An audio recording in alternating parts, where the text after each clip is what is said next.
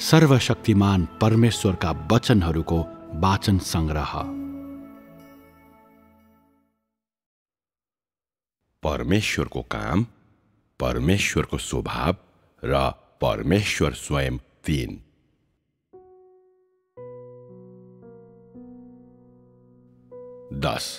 येशूमाथि फरिसीहरूको न्याय।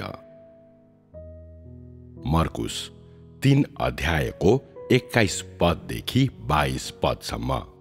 अनि जब उहाँका मित्रहरूले यो सुने, उहाँलाई समात्न तिनीहरू बाहिर निस्के, किनकि तिनीहरूले भने उहाँ आफ्नो नियन्त्रणमा हुनुहुन्न। अनि यरुशलेमबाट आएका शास्त्रीहरूले भने त्यससँग बालजिबुल छ र त्यसले भूतहरूको राजकुमारद्वारा भूतहरूलाई निकाल्छ। 11 फरिसीहरूलाई येशूको हप्की। मत्ती 12 अध्यायको 31 पददेखि 32 पदसम्म। म किन तिमीहरूलाई भन्दछु, मानिसका सबै किसिमका पापहरू र ईश्वर निन्दा क्षमा गरिनेछन्, तर मानिसले पवित्र आत्माको विरुद्ध गरेको ईश्वर निन्दा क्षमा गरिने छैन।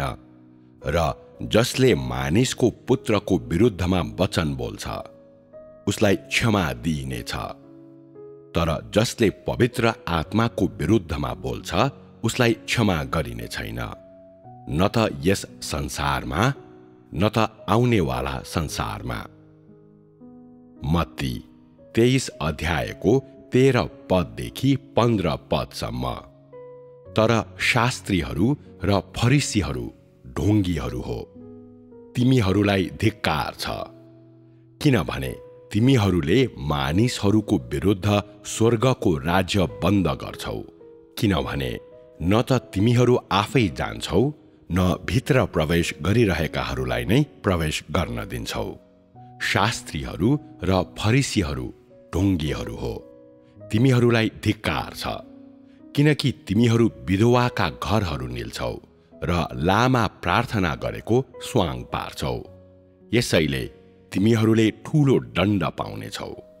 शास्त्रीहरू र फरिसीहरू ढोंगीहरू हो, तिमीहरूलाई धिक्कार छ, किनभने एकजनालाई आफ्नो मतमा ल्याउनको लागि तिमीहरू समुद्र र भूमि चाहर्छौ, अनि ऊ मतमा आएपछि उसलाई तिमीहरू भन्दा 2 गुणा बढी नरकको बालक बनाउँछौ।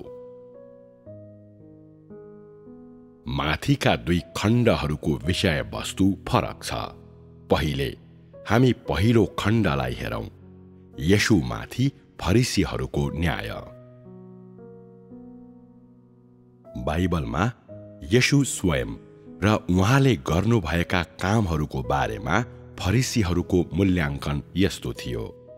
तिनीहरूले भने उहाँ आफ्नो नियन्त्रणमा हुनुहुन्न, त्यससँग बालजिबुल छ र त्यसले भूतहरूको राजकुमारद्वारा भूतहरूलाई निकाल्छ। प्रभु येशूको बारेमा शास्त्री र फरिसीहरूको न्याय तिनीहरूले अन्य मानिसहरूका वचनहरू अनुकरण गरेर भनेका मात्र थिएनन्, न त त्यो आधारहीन अनुमान नै थियो। यो प्रभु येशूका कार्यहरूका बारेमा तिनीहरूले जे देखे र सुने त्यसबाट तिनीहरूले निकालेको निष्कर्ष थियो। तिनीहरूको निष्कर्ष बाहिरी रूपमा न्यायको नाउँमा गरिएको जस्तो अनि मानिसको नजरमा त्यो न्यायसङ्गत जस्तो देखिएको भए तापनि तिनीहरूले जुन अहङ्कारले प्रभु येशूलाई न्याय गरे, त्यो तिनीहरूले समेत सहन कठिन थियो। प्रभु येशू प्रतिको तिनीहरूको घृणाको उन्मत्त ऊर्जाले तिनीहरूको आफ्नै जङ्गली आकांक्षाहरू अनि दुष्ट शैतानिक मुखाकृति साथै द्वेषपूर्ण स्वभावलाई उजागर गरेको थियो, जसद्वारा तिनीहरू परमेश्वरको विरोध गर्थे। प्रभु येशूको न्याय गर्दा तिनीहरूले भनेका यी कुराहरू तिनीहरूका पागलपूर्ण आकांक्षाहरू, ईर्ष्या अनि परमेश्वर र सत्यताप्रति तिनीहरूको शत्रुताको कुरूप र द्वेषपूर्ण प्रकृतिबाट प्रेरित थिए। तिनीहरूले प्रभु येशूका कामहरूको स्रोतबारे अनुसन्धान गरेनन्, न त उहाँले भन्नुभएको वा गर्नुभएको कामको सारलाई नै अनुसन्धान गरे। त्यसको साटो उहाँले गर्नुभएको कामलाई तिनीहरूले उन्मादपूर्ण उत्तेजनाको अवस्थामा अनि जाना जानी द्वेष भावनाले आक्रमण र अपमान गरे, यहाँसम्म कि उहाँको आत्मा अर्थात् पवित्र आत्मा, जुन परमेश्वरका आत्मा हो, उहाँलाई जानी जानी अपमान गरे।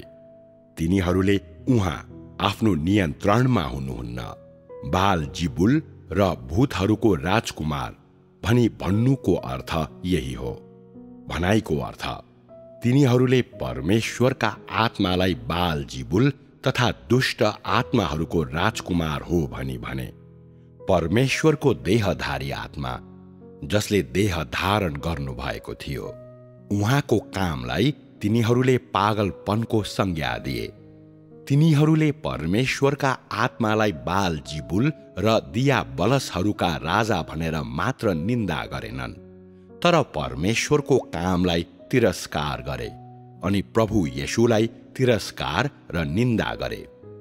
परमेश्वर प्रतिको तिनीहरूको विरोध र निन्दाको सार शैतान तथा दुष्ट आत्माद्वारा परमेश्वर प्रति गरिएको विरोध र निन्दाको सारसित पूर्ण रूपले समान थियो। त्यसले भ्रष्ट मानिसहरूलाई मात्र प्रतिनिधित्व गर्दैनथ्यो, तर धेरै हदसम्म ती शैतानको नै मूर्त रूप थिए। मानव जातिको माझमा तिनीहरू शैतानको माध्यम थिए अनि तिनीहरू शैतानको मतियार तथा नोकर थिए। प्रभु येशू ख्रिस्ट प्रतिको तिनीहरूको निन्दा र तिनीहरूको बदनामीको साथ प्रतिष्ठाको निम्ति परमेश्वरसितको तिनीहरूको सङ्घर्ष थियो। परमेश्वरसितको तिनीहरूको द्वन्द्व थियो अनि परमेश्वरलाई तिनीहरूले गरेको अन्त्यहीन परीक्षा थियो। परमेश्वर प्रतिको तिनीहरूको विरोधको सार तथा उहाँ प्रतिको तिनीहरूको शत्रुताको आचरण, साथै तिनीहरूका वचन तथा तिनीहरूका विचारहरूले प्रत्यक्ष रूपमा परमेश्वरका आत्मालाई निन्दा गरेको र क्रोधित तुल्याएको थियो। यसरी तिनीहरूले जे भने र गरे, त्यस अनुसार परमेश्वरले एउटा उचित न्याय निर्धारित गर्नुभयो अनि तिनीहरूका कार्यहरूलाई पवित्र आत्माको विरुद्धमा गरिएको पाप भएको ठहर गर्नुभयो। यो पाप यस संसारमा अनि आउने संसारमा पनि अक्षम्य हुन्छ, जुन कुरालाई धर्मशास्त्रको निम्न खण्डमा प्रमाणित गरिएको छ। मानिसले पवित्र आत्माको विरुद्ध गरेको ईश्वर निन्दा क्षमा गरिने छैन र जसले पवित्र आत्माको विरुद्धमा बोल्छ उसलाई क्षमा गरिने छैन, न त यस संसारमा न त आउनेवाला संसारमा। आज हामी परमेश्वरबाट आएका यी वचनहरूको साँचो अर्थको बारेमा कुरा गरौँ। उसलाई क्षमा गरिने छैन, न त यस संसारमा न त आउनेवाला संसारमा। अर्थात् परमेश्वरले कसरी वचनहरूलाई पूरा गर्नुहुन्छ भन्ने रहस्यलाई खोलौँ। उसलाई क्षमा गरिने छैन, न त यस संसारमा न त आउनेवाला संसारमा।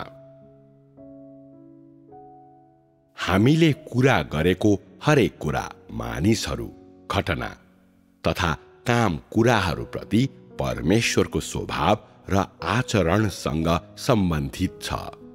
स्वाभाविक रूपले माथिका यी 2 अध्यायहरू पनि यसको कुनै अपवाद होइनन्। धर्मशास्त्रका यी 2 खण्डहरूमा तिमीहरूले केही याद गर्यौ? कोही मानिसहरूले भन्छन् कि तिनीहरूले त्यसमा परमेश्वरको क्रोध देख्छन्। कोही मानिसहरू भन्छन् कि तिनीहरूले परमेश्वरको स्वभावको त्यो पक्ष देख्छन् जसले मानव जातिको अपराधलाई सहनुहुन्न। अनि यदि मानिसहरूले परमेश्वरप्रति कुनै निन्दात्मक काम गर्छन् भने तिनीहरूले परमेश्वरको क्षमा प्राप्त गर्ने छैनन्। यी खण्डहरूमा मानिसहरूले मानव जातिको अपराधप्रति परमेश्वरको क्रोध तथा असहनशीलतालाई देख्छन् भन्ने तथ्यको बावजुद पनि तिनीहरूले अझै उहाँको आचरणलाई साँचो रीतिले बुझ्दैनन्। उहाँलाई निन्दा गर्ने र क्रोधित तुल्याउने प्रति उहाँको साँचो धारणा तथा उहाँको दृष्टिकोण यी दुई खण्डहरूमा अन्तर्निहित रूपमा लुकेका छन्। उहाँको आचरण र दृष्टिकोणले निम्न खण्डको साँचो अर्थलाई प्रदर्शन गर्दछन्। जसले पवित्र आत्माको विरुद्धमा बोल्छ उसलाई क्षमा गरिने छैन, न त यस संसारमा न त आउनेवाला संसारमा। जब मानिसहरूले परमेश्वरलाई निन्दा गर्छन् अनि जब तिनीहरूले उहाँलाई क्रोधित तुल्याउँछन्, तब उहाँले एउटा फैसला जारी गर्नुहुन्छ अनि त्यो फैसला उहाँद्वारा जारी गरिएको परिणाम हो। यसलाई बाइबलमा यसरी व्याख्या गरिएको छ, म किन तिमीहरूलाई भन्दछु, मानिसका सबै किसिमका पापहरू र ईश्वर निन्दा क्षमा गरिनेछन्, तर मानिसले पवित्र आत्माको विरुद्ध गरेको ईश्वर निन्दा क्षमा गरिने छैन। तर शास्त्रीहरू र फरिसीहरू ढोंगीहरू हो, तिमीहरूलाई धिक्कार छ।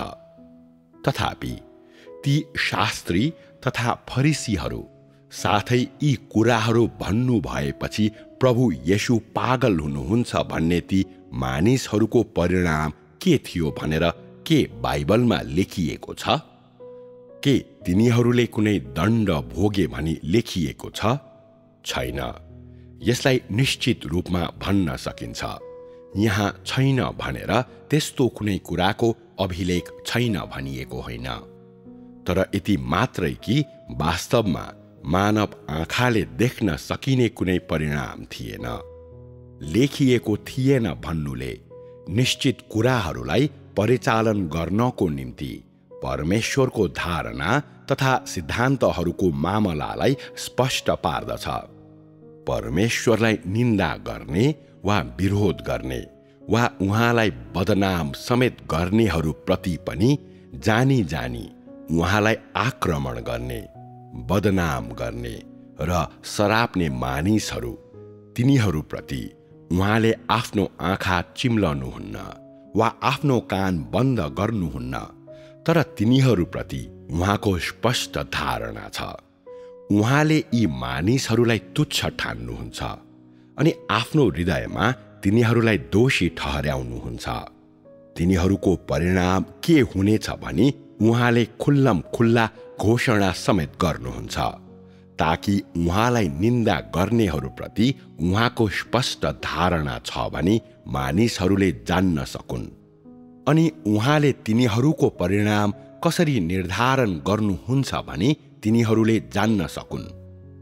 तथापि परमेश्वरले यी कुराहरू भनिसक्नु भएपछि परमेश्वरले ती मानिसहरूलाई कसरी सम्हाल्नुहुन्छ भन्ने सत्यतालाई मानिसहरूले बिरलै मात्र देख्न सके अनि परमेश्वरले तिनीहरूको निम्ति जारी गर्नुभएको परिणाम र फैसला पछाडिका सिद्धान्तहरू तिनीहरूले बुझ्न सकेनन्। भन्नुको अर्थ तिनीहरूलाई सम्हाल्नको निम्ति परमेश्वरसँग जुन पद्धति र विधिहरू छन् तिनलाई मानिसहरूले देख्न सकेनन्। यो कामहरू गर्ने परमेश्वरका सिद्धान्तहरूसित सम्बन्धित छ। परमेश्वरले केही मानिसहरूको खराब आचरणको निराकरण गर्न तथ्यहरूको घटनालाई प्रयोग गर्नुहुन्छ। यसको अर्थ उहाँले तिनीहरूको पापको घोषणा गर्नुहुन्न र त्यसको परिणाम निर्धारण गर्नुहुन्न, तर तिनीहरूको भागमा परेको दण्ड र उचित बदला दिन उहाँले प्रत्यक्ष रूपमा तथ्यहरूको घटना प्रयोग गर्नुहुन्छ। जब यी तथ्यहरूको घटना घट्छन् तब मानिसहरूको देहले दण्ड भोग्नेछन्। यसको अर्थ यो मानव आँखाहरूले देख्न सक्ने दण्ड हुन्छ। केही मानिसहरूको खराब आचरणको निराकरण गर्दा परमेश्वरले तिनीहरूलाई केवल वचनहरूले सराप्नुहुन्छ अनि तिनीहरूमाथि उहाँको रिस बर्सन्छ, तर तिनीहरूले पाउने दण्ड मानिसहरूले देख्न नसक्ने कुरा हुन सक्छ। तथापि यस्तो प्रकारको परिणाम दण्ड दिइनु वा मारिनु जस्ता मानिसहरूले देख्न सक्ने परिणामहरूभन्दा बढी गम्भीर पनि हुन सक्छन्।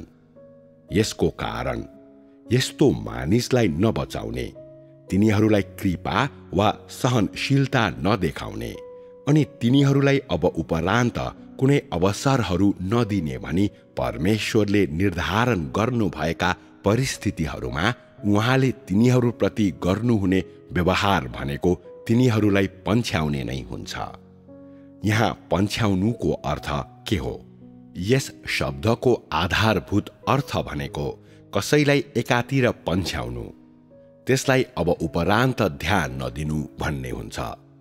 तर यहाँ जब परमेश्वरले कसैलाई पन्छ्याउनुहुन्छ, यसको अर्थका दुई भिन्न व्याख्याहरू हुन्छन्। पहिलो व्याख्या हो उहाँले त्यस व्यक्तिको जीवन तथा त्यस व्यक्तिको सबै कुरा शैतानद्वारा निराकरण गरिनको निम्ति त्यसलाई सुम्पिदिनु हुनेछ अनि परमेश्वर त्यस उपरान्त त्यसप्रति जिम्मेवार हुनुहुने छैन र त्यस व्यक्तिलाई व्यवस्थित गर्नुहुने छैन। त्यो व्यक्ति पागल होस् वा मूर्ख वा तिनीहरू मरेका होउन् वा जीवित वा तिनीहरू दण्डको निम्ति नरकमा झरेका हुन्, यी कुनै पनि कुराले परमेश्वरसित सम्बन्ध राख्ने छैन। यसको अर्थ त्यस्तो सृष्टिको सृष्टिकर्तासित कुनै सम्बन्ध हुने छैन। दोस्रो व्याख्या हो त्यस्तो व्यक्तिसित उहाँ स्वयंले उहाँको आफ्नै हातले केही गर्ने अठोट परमेश्वरले गर्नुभएको छ। यो सम्भव छ कि उहाँले यस व्यक्तिको सेवाको उपयोग गर्नुहुनेछ वा उहाँले तिनीहरूलाई प्रतिभारको रूपमा प्रयोग गर्नुहुनेछ। यो सम्भव छ कि यस प्रकारको व्यक्तिलाई निराकरण गर्ने विशेष तरिका उहाँसित छ। तिनीहरूलाई व्यवहार गर्ने एउटा विशेष तरिका छ। उदाहरणको निम्ति पावलसित गरिएको व्यवहार परमेश्वरको हृदयमा भएको सिद्धान्त तथा धारणा यही हो, जसद्वारा उहाँले यस प्रकारको व्यक्तिलाई निराकरण गर्ने अठोट गर्नुभएको छ। त्यसैले जब मानिसहरूले परमेश्वरलाई विरोध गर्छन्, उहाँलाई बदनाम र निन्दा गर्छन्, यदि तिनीहरूले उहाँको स्वभावलाई उत्तेजित गर्छन् वा यदि तिनीहरूले परमेश्वरलाई उहाँको सहनशीलताको सीमादेखि पर धकेल्छन् भने परिस्थितिहरू सोच्न नसकिने हुन्छ। सबैभन्दा गम्भीर परिस्थिति भनेको परमेश्वरले तिनीहरूको जीवन र तिनीहरूको सबै कुरा सधैँको लागि शैतानको हातमा सुम्पिदिनुहुनेछ भन्ने हो। तिनीहरूलाई अनन्तसम्मै क्षमा गरिने छैन। यसको अर्थ यो व्यक्ति शैतानको मुखको भोजन, त्यसको हातको खेलौना बनेको हुन्छ अनि त्यसभन्दा उता तिनीहरूसित परमेश्वरको कुनै सम्बन्ध हुने छैन। शैतानले अय्युबलाई परीक्षा गरेपछि कस्तो दुर्दशा भयो भनेर के तिमीहरू कल्पना गर्न सक्छौ? अय्युबको जीवनमा हानि गर्न शैतानलाई अनुमति नदिइएको परिस्थितिमा समेत अय्युबले अझै धेरै कष्ट भोगे अनि शैतानकै हातमा पूर्ण रूपले सुम्पिएको, शैतानकै पकडभित्र रहेको परमेश्वरको वास्ता तथा कृपालाई पूर्ण रूपले गुमाइसकेको, उपरान्त सृष्टिकर्ताको शासनमुनि नरहेको, परमेश्वरको आराधना गर्न र उहाँको शासनमुनि उहाँको सृष्टि हुने अधिकारदेखि वञ्चित भएको अनि सृष्टिका प्रभुसितको आफ्नो सम्बन्ध पूर्ण रूपले तोडिएको व्यक्तिलाई शैतानले गर्ने विध्वंसहरूको कल्पना गर्न झन् कति गाह्रो छैन र? अय्युबलाई शैतानले गरेको सतावट मानव आँखाले देख्न सकिन्थ्यो, तर यदि परमेश्वरले कुनै व्यक्तिको जीवन शैतानको हातमा सुम्पिदिनु भयो भने परिणामहरू मानव कल्पनाभन्दा बाहिर हुन्छन्। उदाहरणको लागि कतिपय मानिसहरू गाईको रूपमा वा गधाको रूपमा जन्मिन्छन्, जबकि कतिलाई अशुद्ध, दुष्ट आत्माहरूले भरिएका र कब्जामा पारिएका हुन सक्छन् इत्यादि। परमेश्वरले शैतानको हातमा सुम्पिदिनु भएका कतिपय मानिसहरूका परिणामहरू यस्तै हुन्छन्। बाहिरबाट हेर्दा प्रभु येशूलाई तिरस्कार गर्ने, बदनाम गर्ने, दोष लगाउने, निन्दा गर्ने मानिसहरूले कुनै परिणामहरू नभोगेका जस्तो देखिन सक्छ। तैपनि परमेश्वरसँग हरेक कुरासँग व्यवहार गर्ने शैली हुन्छ। उहाँले हरेक प्रकारको व्यक्तिसँग जसरी व्यवहार गर्नुहुन्छ त्यसको परिणाम मानिसहरूलाई बताउन उहाँले स्पष्ट भाषा प्रयोग नगर्न सक्नुहुन्छ। कहिलेकाहीँ उहाँले प्रत्यक्ष रूपले बोल्नुहुन्न, बरु प्रत्यक्ष रूपले व्यवहार गर्नुहुन्छ। उहाँले यसको बारेमा बोल्नुहुन्न भन्दैमा त्यसको परिणाम हुँदैन भन्ने अर्थ लाग्दैन। वास्तवमा त्यस्तो अवस्थामा परिणाम अझ बढी गम्भीर हुने सम्भावना हुन सक्छ। बाहिरबाट परमेश्वरले कतिपयलाई आफ्नो आचरणको बारेमा स्पष्ट प्रकारले बताउनु हुन्न भन्ने जस्तो देखिन्छ, तर वास्तवमा परमेश्वरले तिनीहरूलाई लामो समयदेखि कुनै ध्यान दिन चाहनु भएको हुँदैन। उहाँले तिनीहरूलाई उपरान्त हेर्न चाहनुहुन्न। तिनीहरूले गरेका कुराहरू र तिनीहरूको व्यवहारको कारणले, तिनीहरूको प्रकृति र सारको कारणले परमेश्वरले तिनीहरूलाई उहाँको दृष्टिबाट हराएको मात्रै चाहनुहुन्छ। तिनीहरूलाई सिधै शैतानको हातमा सुम्पिदिन चाहनुहुन्छ। तिनीहरूको आत्मा, प्राण, शरीर शैतानलाई दिन चाहनुहुन्छ अनि त्यसले तिनीहरूसित जे गरेको चाहन्छ सो गर्न दिने अनुमति दिन चाहनुहुन्छ। परमेश्वरले कति हदसम्म तिनीहरूलाई घृणा गर्नुहुन्छ, तिनीहरूदेखि उहाँ कति हदसम्म चिढिनु भएको छ भन्ने कुरा स्पष्ट छ। यदि कुनै व्यक्तिले परमेश्वरलाई यस्तो बिन्दुसम्म रिस उठाउँछ कि परमेश्वरले तिनीहरूलाई फेरि हेर्न समेत चाहनुहुन्न अनि तिनीहरूलाई पूर्ण रूपमा छोडिदिन तयार हुनुहुन्छ, यस्तो बिन्दुसम्म कि उहाँ आफै तिनीहरूसित व्यवहार गर्न चाहनुहुन्न, यदि यो यस्तो बिन्दुसम्म आइपुग्छ जहाँ उहाँले तिनीहरूलाई शैतानको हातमा त्यसले चाहे अनुसार गर्न, तिनीहरूलाई नियन्त्रण गर्न, निल्न र त्यसलाई जस्तो खुसी लाग्छ त्यसरी व्यवहार गर्न दिनको निम्ति सुम्पिदिनुहुनेछ, तब त्यो व्यक्ति पूर्ण रूपमा सिद्धिनेछ। मानिस हुन पाउने त्यसको अधिकार सधैँको निम्ति रद्द भएको हुन्छ अनि परमेश्वरको सृष्टि हुन पाउने तिनीहरूको अधिकार अन्त्यमा आइपुगेको हुन्छ। के यो कठोर प्रकारको सजाय होइन र? माथिका सबै कुरा यी वचनहरूको पूर्ण व्याख्या हो। उसलाई क्षमा गरिने छैन, न त यस संसारमा न त आउनेवाला संसारमा। अनि धर्मशास्त्रका यी खण्डहरूको बारेमा यसले एउटा सरल टिप्पणीको काम पनि गर्छ। मलाई विश्वास छ कि तिमीहरू सबैले अहिले यसलाई बुझेका छौ।